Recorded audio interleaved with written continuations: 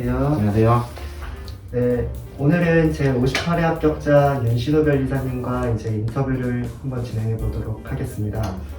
네, 자기소개 한 번만 부탁드리겠습니다. 네, 알겠습니다. 안녕하세요. 저는 58기 이번에 변리사 시험에 합격한 윤신우라고 합니다. 저는 광운대학교 전자바이오 물리학과 졸업했고요.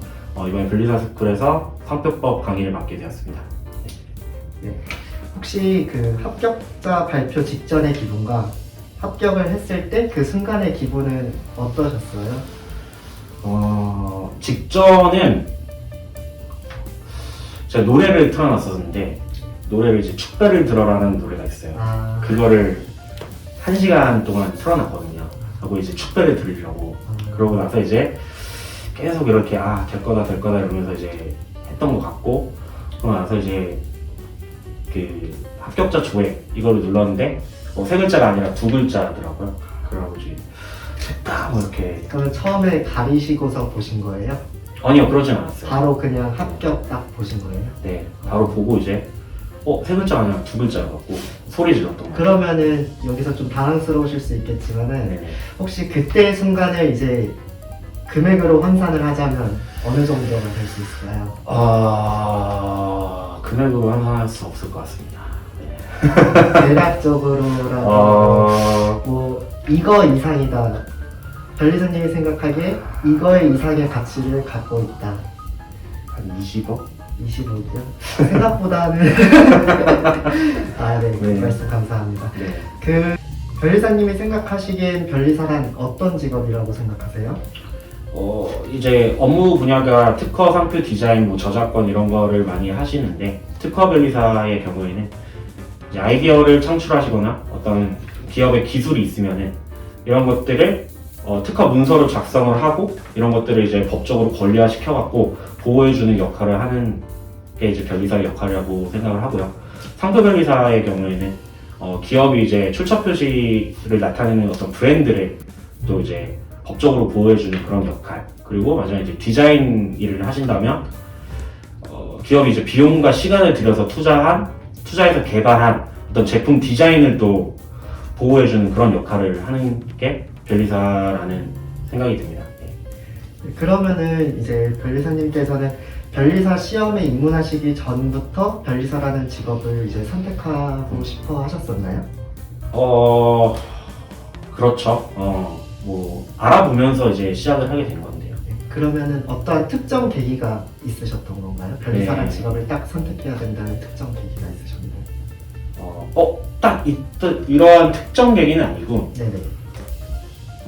저도 취업 고민을 이제 해야 되는 시기가 왔었고, 그러는 와중에 제가 원래 관심 있던 분야는 스타트업이었어요. 스타트업 창업을 하는 거였는데, 스타트업을 하기에는 너무 리스크가 크고, 근데 이제 창업에는 관심이 있고, 그러다 보니까 이제 창업 캠프나 이런 것들을 좀 많이 다녔거든요. 거기서 이제 어떤 변리사분이 강연을 하시는 걸 들었고, 거기서 이제 변리사라는 직업이 눈에 들어오는 거죠. 그러면서 이제 알아보기 시작했는데, 주변 친구들이 또 이제 기술고시를 공부하는 친구들이 많았어요.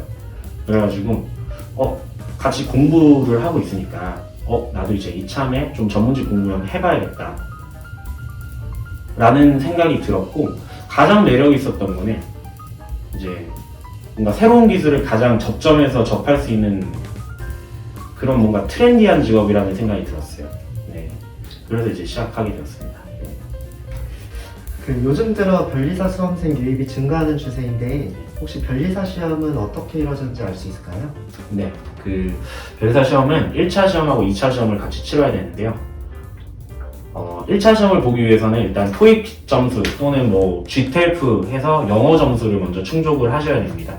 그래서 1차 시험을 보시기 위해서는 그런 자격 요건을 먼저 충족을 하셔야 되고, 1차 시험은 객관식으로 이루어져 있어요. 그래서 과목은 민법, 그리고 산업재산권법, 산업재산권법 안에는 특허법, 상표법, 디자인보호법 이렇게 있고요. 자연과학 개론이라 그래서 자연과학 개론은 물리, 화학, 생물, 지역 이렇게 4과목으로 이루어져 있습니다. 그러니까 총 8과목인 거죠. 그래서 객관식 시험으로 이루어져 있습니다. 네. 그리고 2차 시험의 경우에는 서술형 시험인데요. 서술형 시험인데 특허법, 상표법, 민사소송법 그리고 이제 선택 과목 이렇게 4과목으로 이루어져 있습니다. 선택 과목의 경우에는 진짜 보통은 이제 전공을 따라서 많이 하시죠. 전공을 따라서 많이 하시는데 뭐 전자 쪽을 많이 전공을 하셨다 그럼 회로 이론을 선택하셨을 거고 저희 경우에도 이제 전자 쪽이다 보니까 회로 이론을 선택을 했습니다. 요즘에는 디자인 보호법도 많이 선택을 하시고 저작권법도 많이 선택을 하셔요. 네. 그런 식으로 해서 이제 본인에 맞게 취사 선택을 하셔서 선택 과목을 선택하시면 되는데 선택 과목의 경우에는 이제 패스페일 제도가 도입이 돼서 50점만 넘으면 패스고 50점 아래에는 이제 페일 이렇게 이루어지고 있습니다. 그래서 나머지 이제 특허법, 상표법, 민사소송법 3가지 과목의 평균을 내서 이제 2차 시험의 경우에는 1000명 정도가 이제 대략적으로 시험을 보시고 그 중에서 200명 정도가 이제 합격을 해요. 네, 이렇게 해서 상대평가로 이루어지고 있습니다. 네. 보통 이제 1차 시험의 경우에는 2월 달에 이루어지고요. 그리고 2차 시험의 경우에는 7월 말쯤에 이렇게 시험을 보고 있습니다. 그러면 변리사님은 수험 생활이 대략 어떻게 보내셨는지 네네. 네, 궁금합니다. 저는 수험 기간이 그렇게 짧지는 않았고요. 네. 그래서 조금 오래 한 편인가 어떻게 보면 또 적당한 것 같기도 하고 생각하기 나름인 것 같은데요. 근데 수험 생활이 그렇게 뭐 마냥 즐겁지만은 않았죠. 당연히 처음에는 되게 열정을 가지고 이제 빠른 지식을 습득하고 싶다는 생각으로 공부를 했던 것 같고 중간에 이제 뭐 여러 가지 힘든 점도 많았고 네. 그러면은 이제 그 준비하시면서 힘들었던 시기 뭐 슬럼프나 아니면은 아프셨던 적이나 아니면은 뭐 이제 잠을 잘 못 주무시는 그런 부분들이 변리사님께도 있었는지 네. 또 그런 게 있었다면 어떻게 극복할 수 있었는지 한번 말씀해 주시면 감사하겠습니다. 네, 첫 번째 힘들었던 시기는 동차 때인 것 같아요. 동차가 이제 됐을 때 1차 시험하고는 너무나 다른 느낌이었어요. 근데 이 갈피를 못 잡는 느낌이었죠. 그래서 내가 1차 시험은 되게 열심히 해서 여기까지 왔는데 동차 이제 2차 시험을 봐야 되는데 이 서술형 시험을 어떻게 대비해야 될지도 모르겠고 이걸 다 외워야 되나? 뭐 이런 생각도 들었고 그래서 제가 강남 한복판을 되게 걸었던 기억이 나요, 혼자서. 그러면서 막 고민을 많이 하고 저 혼술을 안 하는데 혼술도 처음 했던 기억이 납니다. 혼술이요? 네, 혼술. 되게 기억이 첫 번째로 나고요. 뭐 그렇게 네. 이제 트라우마를 깨시면서 네네네. 좀 많이 스트레스도 해소되고 공부에 다시 진입하시기에도 좀 많이 도움이 됐었나요? 그렇게 변리사님만의 그렇죠. 뭐 이렇게 그냥 사실은 뭐 극복이 됐다기보다는 그냥 자연스럽게 시간이 해결해준 문제인 것 같은데 시간이 해결해주는 네, 그런 문제였던 것 같고요. 네. 그리고 나서 네네. 조금 더 말씀드리면은 네네. 이제 두 번째 이게 한 3번 정도 엄청 크게 힘들었던 것 같아요. 네. 추가적으로 네, 근데 이제 두 번째 크게 힘들었던 적이 기억이 나요. 그때는 해거리를 한번 했거든요, 제가. 그러니까 해거리라고 하면 1차 시험을 통과하면 2차 시험을 2번을 볼 수 있는 기회가 생기는데 그 해와 다음 해까지. 네, 2차 시험을 2번을 만약에 떨어지고 나면은 다시 이제 1차 시험을 봐야 돼요. 네. 근데 1차 시험을 다시 봤을 때 그때 떨어지면은 이제 또 1년을 걸어야 되니까 좀. 네 맞습니다. 네. 그래서 그거를 이제 저희끼리는 해거리 한다. 뭐 이렇게 얘기를 하거든요. 근데 이제 저도 1차 시험을 한 문제 차이로 떨어졌거든요. 그래서 이제 시험을 접어야 되나 이런 생각을 해서 대기업 면접까지도 봤던 것 같아요. 그때. 근데 이제 잘 다시 공부를 해야겠다 싶어서 그때 많이 힘들었고 그때는 이제 주변 동료들에 의해서 되게 많이 극복을 한 것 같아요. 운동을 같이 하고 뭐 축구도 많이 같이 하고 이러면서 서로 좀 의지하면서 그렇게 시간이 지났던 것 같아요. 그렇게 하고 이제 마지막으로 엄청 힘들었던 게 마지막 40대인데 제가 다시 합격이거든요. 다시라 그러면 이제 2차 시험이 4번째로 본 거였는데 이제 4번째 마지막으로 합격을 하는 그 해에 그러니까 작년이죠. 작년에 는 이제 정말 사활을 걸어야겠다 싶어서 이제 신림동 고시촌으로 들어갔거든요. 신림동 고시촌 들어가는데 이제 동네 분위기도 그렇게 막 밝고 막 이런 분위기는 아니에요. 되게 좀 공부하시는 분들이 워낙 많다 보니까 그런 분위기 속에서 있는 것도 그랬고 또 개인적으로 힘든 일도 있어서 그냥 이악 물고 공부했던 것 같아요. 네, 되게 끝까지 그렇게 해서 결국은 된 것 같습니다. 네, 힘들었던 시기인데 말씀 잘 들었습니다. 네, 그러면 다음 질문 넘어가도록 하겠습니다. 그 변리사라고 하면 일반인들도 이제 정확하게 직업에 대해서는 잘 몰라도 억대 연봉이라는 거는 확실하게 유명한 걸로 알고 있습니다. 네, 실제로도 그런가요? 이게 고용 변리사님의 입장에서는 초봉이 당연히 억대는 아닙니다. 초봉부터 당연히 억대는 아닌데 저희가 이제 연봉 상승률이 되게 높다고 들었어요. 그래서 연봉 상승률이 높기 때문에 5년 정도 되면은 1억을 조금 상회하거나 1억 정도로 해서 억대 연봉이 되는 것으로 알고 있습니다. 근데 이제 그 이상을 만약에 조금 더 원하신다고 하면은 개업을 해야 되는 것으로 알고 있습니다. 그래서 보통은 4, 5년 차 때부터는 내가 개업을 해야 되나? 개업하고 맞나? 이런 고민도 많이 하시는 걸로 알고 있습니다. 네. 그 변리사가 되면 여러 가지 선택지를 비교할 수 있을 것 같은데 네. 그 대기업과 일반 특허 사무소 그리고 대형 로펌과 중소형 로펌 그리고 특허 사무소에 남아있는 경우와 이제 개업하시는 분들이 계실 거 아닙니까? 서로의 장단점이 있으면 어떤 것들이 있을까요?